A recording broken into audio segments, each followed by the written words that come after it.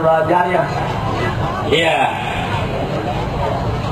Ya Beksi cerita sedikit nih beberapa teman-teman yang belajar Beksi itu tentang masalah sejarahnya belum makanya di kesempatan yang baik ini saya mohon dari MP memberi penjelasan singkat tentang sejarah Beksi. Ya. Beksi ini sebenarnya pertama engkau belajarnya pertama sama Jidan, belajar lagi sama Bima, belajar lagi kalau halus guntingan hilang, jadi keluarnya lain, suaranya dari solid,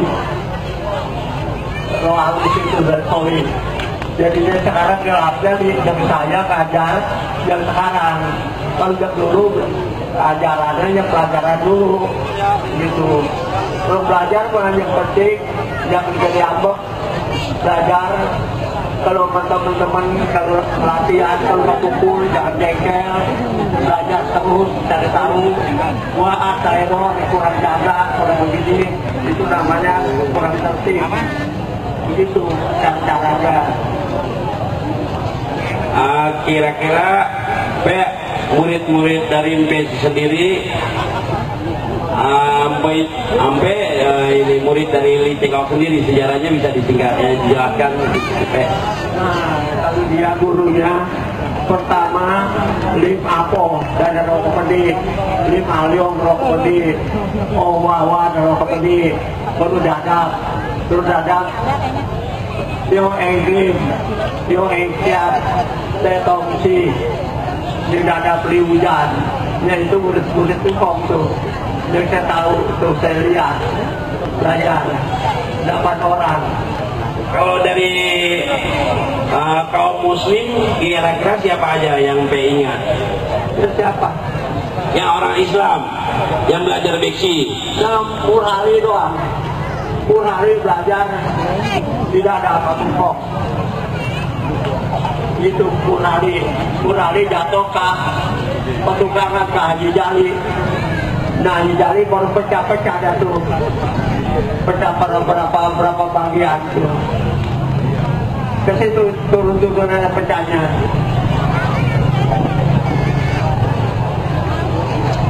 Kalau Kimaja, terus Kim Bilia, Timur Jali itu belajar sama siapa, Pe? Nah itu dia belajarnya Murali.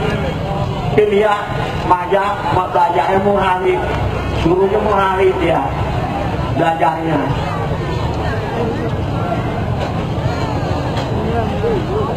Ya, kalau nama jurus-jurus itu sendiri ada nggak, Pe, di Beksi? Nama jurus? Kagak ada. Dan saya kagak ada. Semua nggak ada namanya. Itu namanya sekarang mah pada buat-buatan aja. Nggak ada. Totalnya di Beksi sendiri ada berapa jurus, Pe? Yang Pe pelajari? Sebenarnya mah banyak. Yang saya turunin ke anak ada 20 lebih. Sebab ada tambah-tambahan, ada fungsi ke belakangnya, ada kemana tambahannya, ada tambahannya, dulu semua ada rahasianya. Kalau orang Batuk, tangkapannya, tepok, ke bawah, ada pukulannya, gitu. Saya sendiri udah, ya pasti 5 tahun mah ada, guru-guru pasti ini setahunan, diajakin berantem. Tapi lalu kalau mau kagak bakal menang, ya benar-benar. Terima kasih Empe yang telah memberikan history dari Beksi itu sendiri walaupun singkat tapi padat dan jelas. Terima kasih. Mungkin dari Bang Ali sebagai anaknya dari Empe Lidito akan menambahkan, silakan. Bismillahirrahmanirrahim. Assalamualaikum warahmatullahi wabarakatuh. Saya mungkin akan menambahkan apa yang telah disampaikan oleh papa saya atau orang tua saya tentang sejarah silat Beksi. Jadi silat Beksi ini asal katanya adalah Beksi. B itu artinya pertahanan, C itu 4. Jadi pertahanan 4 penjuru. Nah, adapun kata beksi yang sekarang keluar itu dulu pernah Kong Haji Hasbullah itu datang ke Dadap, minta izin kepada Li Cheng Ok mau bikin sanggar atau perguruan. Tahunnya sekitar tahun 80-an. Jadi diminta izin bikin sanggar dengan nama Beksi.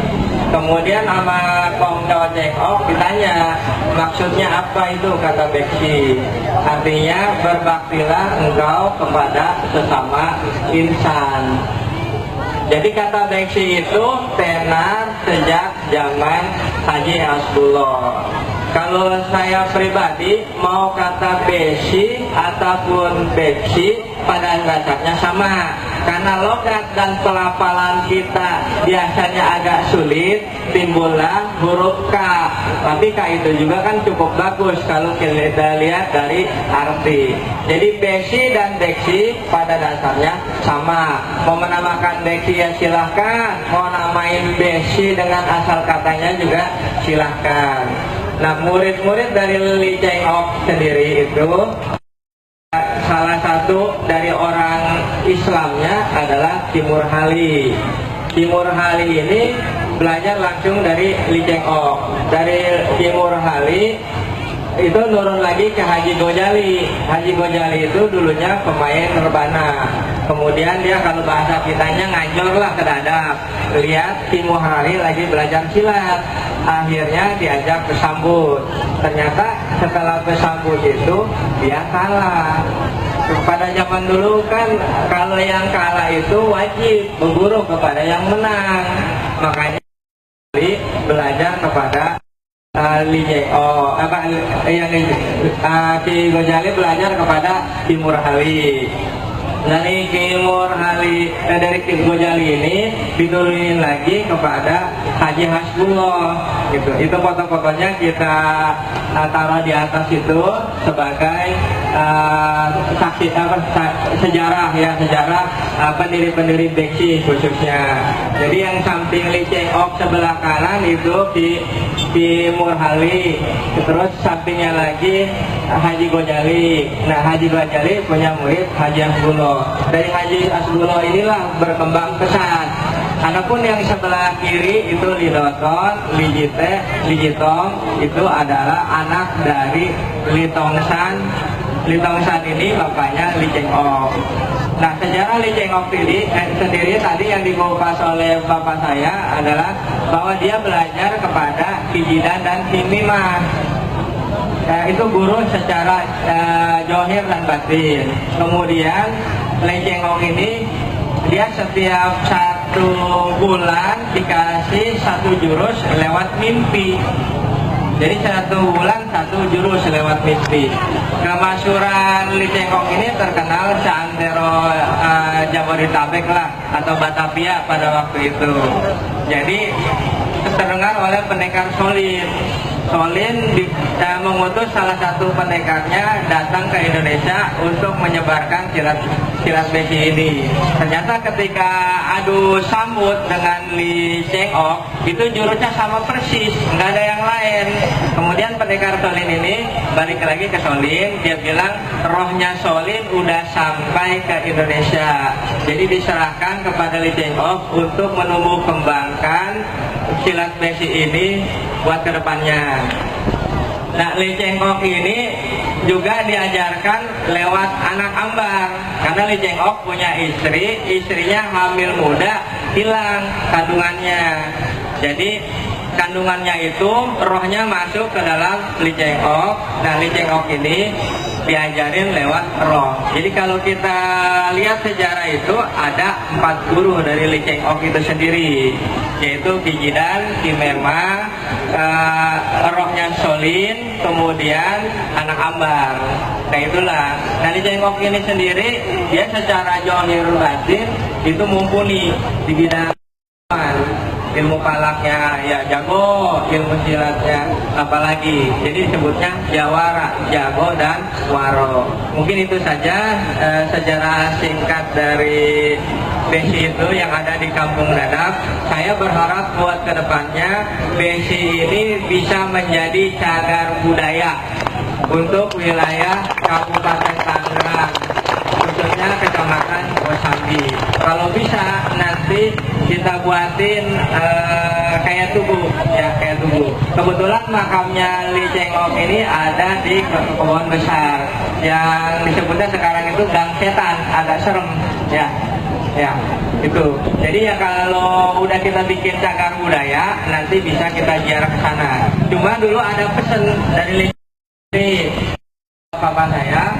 Jadi kalau makam itu, makam buah bahasanya, itu bisa ditanam pohon pinang sama pohon beringin, bisa tumbuh, itu boleh diziarahi. Kalau belum tumbuh berarti belum boleh diziarahi. Jadi setiap ditanam mati terus. Nah sekarang yang hidup baru pohon beringin, pohon pinangnya belum ada. Jadi ya insya Allah buat kedepannya kita akan cari pohon pinangnya. Mudah-mudahan pohon pinang itu kita dapat dan bisa kita tanam tumbuh. Karena walaupun udah sering kita tanam itu nggak pernah tumbuh, anehnya seperti itu. Ya mungkin itu saja, kurang lebihnya saya mohon maaf kalau ulasannya kurang lengkap. Ya mungkin karena keterbatasan pengetahuan ya. Dan saya juga berharap silat Besi ini satu selain jadi cagar budaya, bisa juga kita tulis sejarahnya baik secara tulisan maupun audio visual. Jadi bisa kita dokumentasi buat kedepannya. Jadi sejarahnya itu dari awal hingga ke zaman kita yang sekarang. Ya, saya berharap kita semua yuk bareng-bareng menggali sejarah. Kita tulis atau kita dokumentasikan. Akhiri saja. Wassalamualaikum warahmatullahi wabarakatuh. Waalaikumsalam. Terima kasih Bang Ali yang telah singkat tentang histori sejarah. Kami berharap pada teman-teman seluruh Sanggar yang ada di wilayah Tangerang, DKI Jakarta, khususnya Jabodetabek semuanya, kita selalu budaya ya, tetap kita melestari budaya adalah pemersatu bangsa. Terima kasih Bang Ali.